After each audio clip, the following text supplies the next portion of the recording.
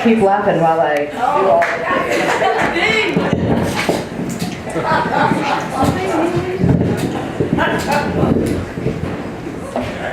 Awesome.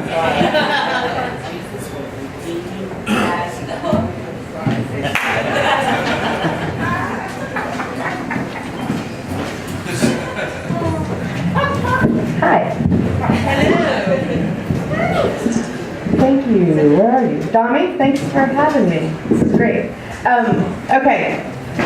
I'm reading a piece from the book that needs an ending called The Age of Accountability, which is the project I'm working on.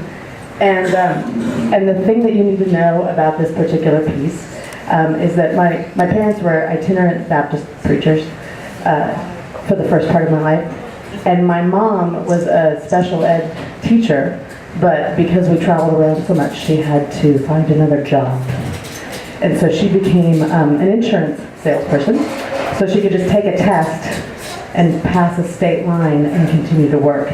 And then she met another insurance salesperson who was also married and had 2 kids. And then they decided that they would leave their spouses in the middle of the night and get together. So this piece is about a year after that happened, and this is their first entrepreneurial venture called National Training Schools. All right, here we go. My mom, my stepdad, and me, we wore matching track jackets. Our names were embroidered in white cursive on the left lapel, Melea on mine, Linda on my mom's, Wild Bill on Daddy's. An embroidered crown loomed large across the back of the red satin jacket, and next to the crown, a little TM. We were legit. The year was 1984. The first half of my childhood, my mother wore Baptist preacher wife shoes. Closed-toed, low heel, 18 shades of beige. Her shoes didn't draw attention to themselves, more attention for God, I suppose. When she left my preacher dad in the middle of the night, stuffed $60 in a letter under a paperweight that said, "God grant me the serenity to accept the things I cannot change." She wore flip-flops and jeans and drove all night to meet Wild Bill in the parking lot of Greenspoint Mall. A hello to the secular, if ever there was one. In our new life, 300 miles away in Houston, Texas, my mother married a new man. With the help of Radio Shack, mini cassette recorders, fake IDs, and double-sided tape, they concocted the first of many business schemes that ultimately landed them in jail. Mom traded in her peasant dresses for Casper suits. Now she wore shoulder pads and Italian leather heels, open-toed pumps, wedges. She was learning the language of an American culture she didn't know but longed to understand. She learned this culture through commerce. She shopped. Mom and Wild Bill's first scheme was called National Training Schools. But in spite of the grand name, they only did business in Texas. They stole exam questions. Actually, let me back up. The business model for NTS, for short, was like a mashup of Blue's Clues, Kaplan Test Prep, and Hooters. They were ahead of their time. They stole exam questions every year from the Texas State Board of Education and hired women outfitted to look like prostitutes. The girls, as they were called, taught the answers to insurance exams using mnemonic devices, games, and wordplay to a mostly male audience. Wild Bill, who I call Daddy, pretended to be a pimp. There was this smirky line he liked to use. "We have 13 locations. 2 permanent, the rest we use hotels." Which was true.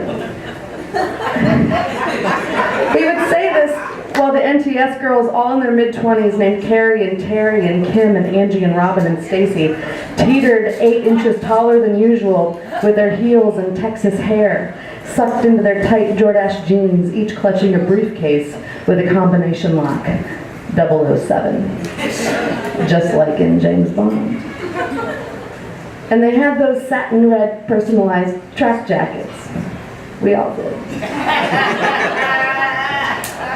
The girls lived in the same new apartment complex. Funny, it was called the Mirage. Each one had a big one bedroom with a new dishwasher and thick carpet.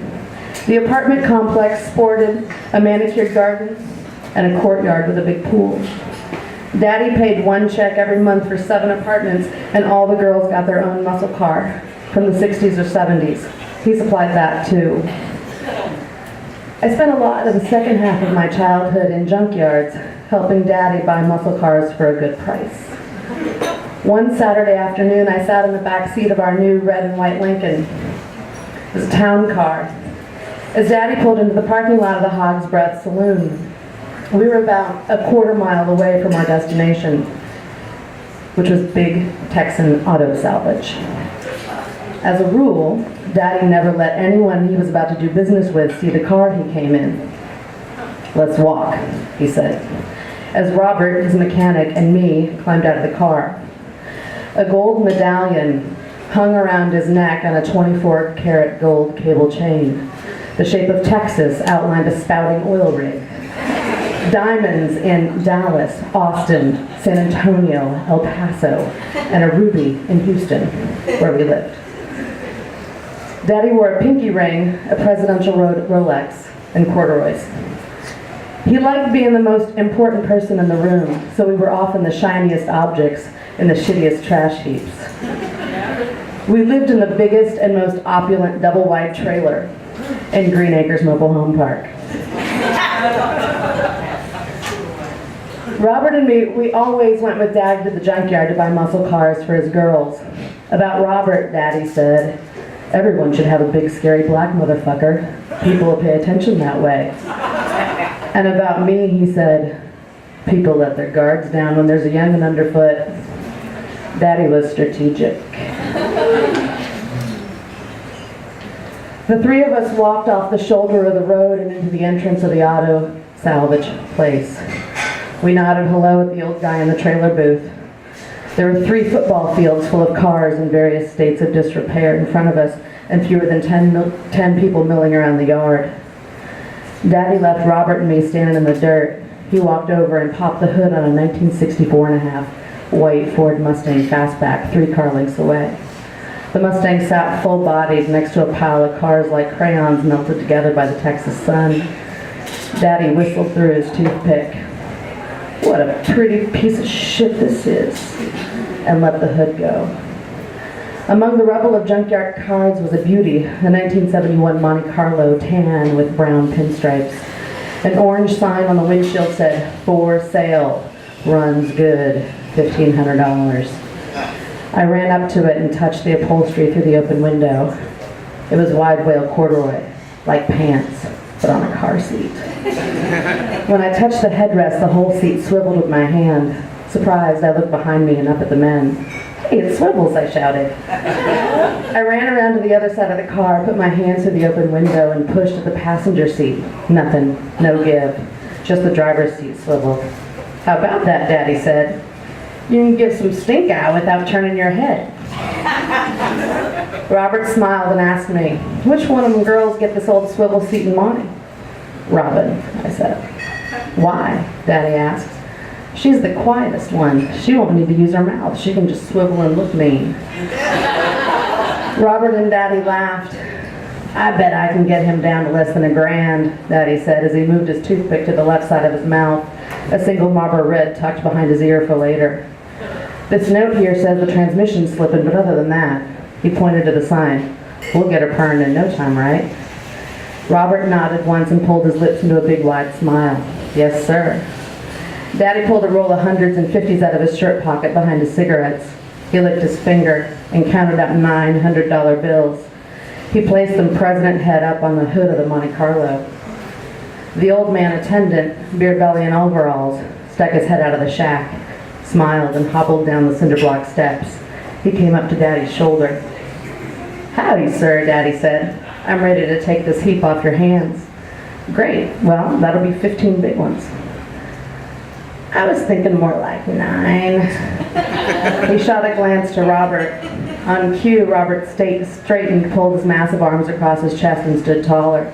He didn't smile, just stared at Humpty Dumpty in the overalls. The old man stammered, "About $9.50. Daddy smiled, pulled off another 50 and said, "You got yourself a deal."